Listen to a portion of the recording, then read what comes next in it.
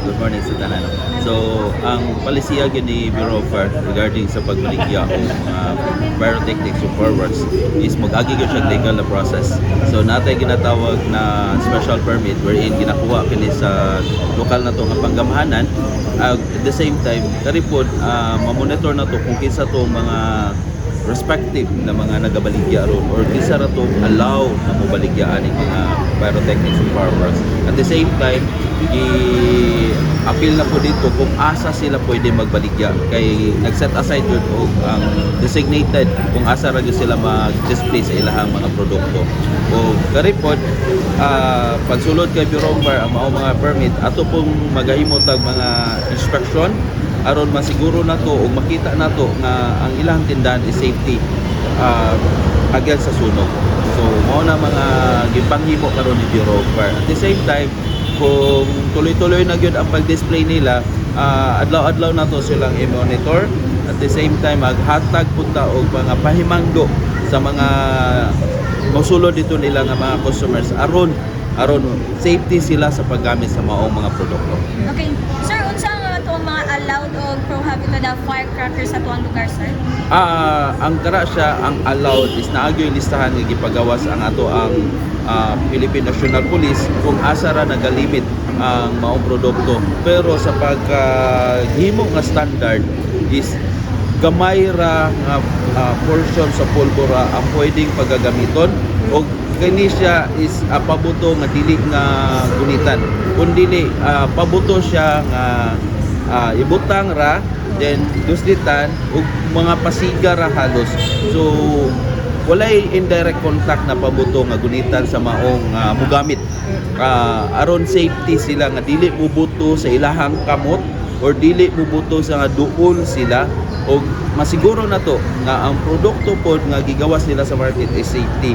At the same time, natay ginalantaw nga dito sa pabuto na ay ginatawag na standard o kiri siya nagaagi sa DTI, nagaagi sa inspection sa ato ang Philippine National Police. At the same, ang mga nagabaligya pod adunay sertifikasyon nag-i-issue ang Philippine National Police aron masiguro na to nga ang produkto nga naa sa market is standard og ginahimo pod nga nakipag-coordinate kay Bureau of Fire aron sa pagpaghimo og seminar safety og drills aron karing mga nagabaligya safety sila while nga nagagunit sa produkto.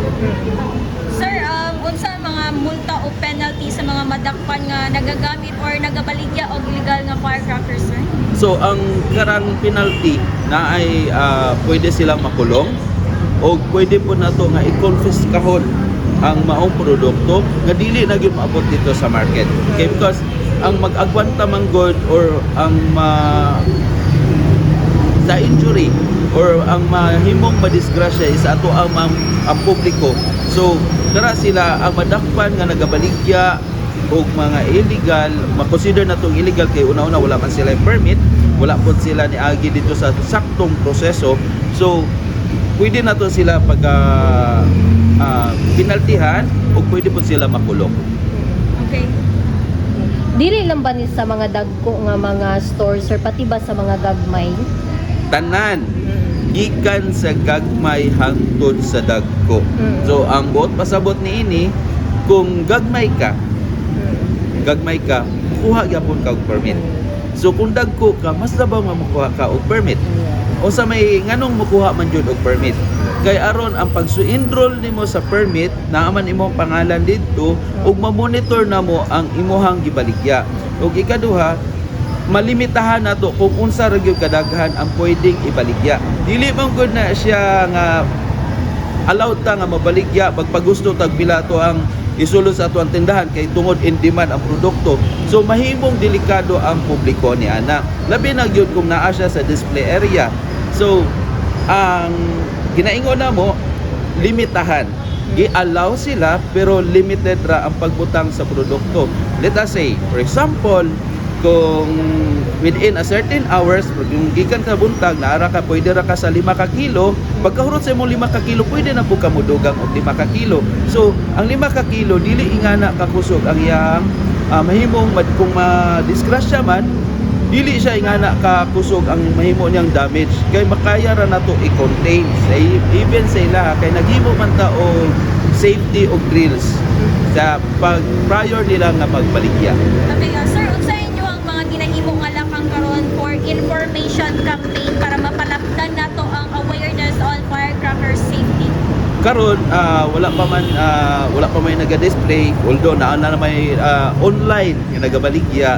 Ang gihimo ni Bureau of Fire, kanunay siya nga nagabisita sa mga malls o kato mga public places, parehas po sa mga palengke, sa down to mga purok-purok. I-identify na karon ni General Santos City Fire Station ang mga purok na posible nga karabita may tabuan ang sulog kung naay mubuto. So amo na silang gi-assess na karon. So makita nato nga adlaw-adlaw pagsugod sa December 1 ang Bureau of Fire is kanunay ng immersion dito sa community. Naga-distribute sila mga leaflets, nagakandak sila mga fire safety lectures and drills. At the same time, ang gihimo po sa atong office is nagakandak po ng fire safety inspection dito sa mga malls o sa mga tindahan nga magabaligya sa mga pabuto. So, ingana ang gihimong lakang hantod na ang karang lakang hantod sa January 5. So dito pa matapos, so lapas bago musugod ang Pasko hantod mahuman ang ato ang New Year. Okay, sir, data ta sir no to last year. So pila ka buok ang inyo nadakpan sir nga namaligya og illegal nga mga pabuto? So kara siya ang data nato ang Bureau of Fire ni dawat ra sa report nga ato pong giturn over dito sa PNP. Pero hugot yun nga mando ni PNP nga nagmonitor pud sila dito sa mga na illegal nga nagpaboto. So identify na po yun kung posible kung asa ni sila nga mga nagabaligya. Kay ingon ako ang Jensen is na designated na lugar kung asa sila magabaligya. So bawal ta mamaligya sa palengke.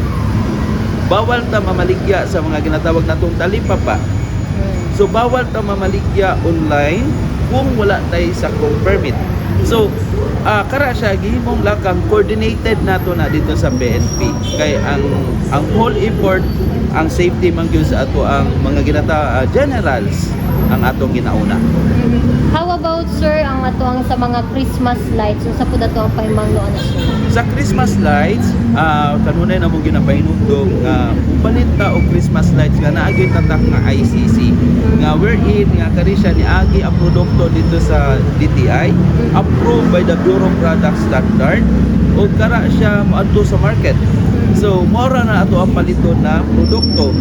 Mao na nga sa gihimo na mong inspection gilantaw na dahil na mong produkto kung naa siya ingana nga mga tatak kay makasigurado ta nga nipasa na siya sa maong standard o musulod siya dito sa safety. Kay kada siya pag once na mugawas sa market, let us say kung pike or illegal siya nga nisulod sa atong market, ang mahimo yun nga mag-agwanta sa disgrasya isang ato ang publiko. So samtang wala pa siya ni gawa sa market, gisiguro na sa ato ang opisina na ang tanang produkto nga naa karon is tatak ICC, approved by the DTI, nakapasa sa Bureau of Product Standard. Okay, sir, pahimagno nato ngadto sa katawan sir no kay hapit nato ang holiday season. So among pahimangno hugot gyud nga gipahinumdom gibalik-balik sa opisina ang pag-celebrate nato sa holiday season daghan paagi. So pag uta mag-celebrate atong hunahunahon ang ato ang seguridad nga malikayan nato ang sunog ug malikayan nato ni mga injuries nga gikan sa pabuto.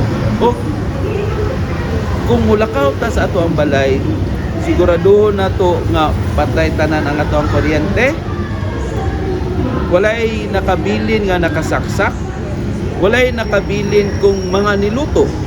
Kay mao man gud siya ang common nga hinungdan sa sunog. So amo nang ginabalik-balik nga safety sa ato ang balay, seguridad sa ato ang pamilya atong unahon.